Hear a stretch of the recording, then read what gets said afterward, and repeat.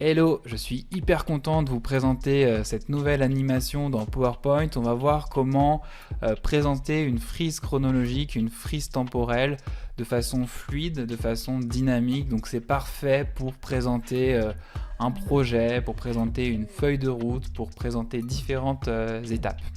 Vous pouvez télécharger les fichiers PowerPoint que je vais vous présenter, ils sont en accès libre sur mon académie, je vous mets le lien en description et en plus vous pourrez accéder à toutes mes formations gratuites. On va partir de ce fichier kit de départ que je vous mets à disposition sur l'académie et je vous invite à faire les étapes en même temps que moi pour apprendre. On va commencer par animer la frise chronologique qui s'étend de la diapositive 2 jusqu'à la diapositive 4. Donc c'est quelque chose de très simple, hein. Vous voyez, chaque année, on a une année, un titre, un texte et une illustration.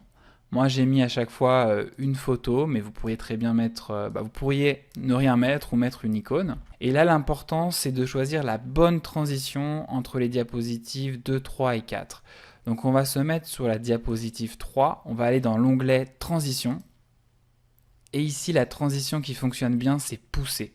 Voilà, je vais l'appliquer. Je vais également l'appliquer sur la diapositive 4. Et quand on se met en plein écran, quand on bascule d'une diapositive à l'autre, ça se fait de façon hyper fluide et hyper naturelle. On peut même revenir en arrière. Donc vous voyez, on peut en quelques secondes comme ça animer une frise chronologique et le résultat est très sympa. Maintenant, on va aller un cran plus loin. Comment est-ce qu'on pourrait basculer de cette slide de synthèse? On a une diapo ici de synthèse avec toutes les dates.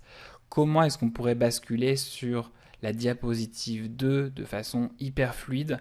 Et bien là, on va utiliser le fameux effet morphose. Toujours dans transition, on va cliquer sur morphose en se mettant sur la diapositive 2. Donc j'ai appliqué morphose sur la diapositive 2, mais si je fais un aperçu de la transition, c'est pas extraordinaire.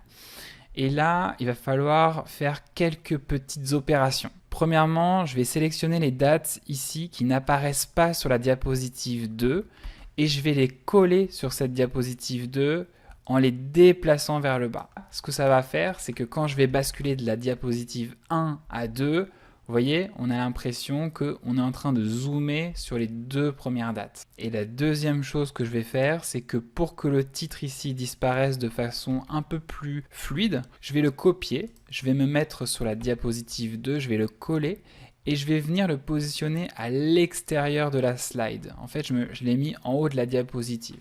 Et maintenant, si je fais la transition, vous voyez, ce qui se produit est beaucoup plus fluide et je peux même revenir en arrière. J'espère que ce tuto vous sera utile, n'hésitez pas à vous inscrire sur mon académie, c'est gratuit et vous accéderez à tous mes contenus PowerPoint. N'hésitez pas également à liker la vidéo, à vous abonner et moi je vous retrouve dans un prochain épisode. Ciao!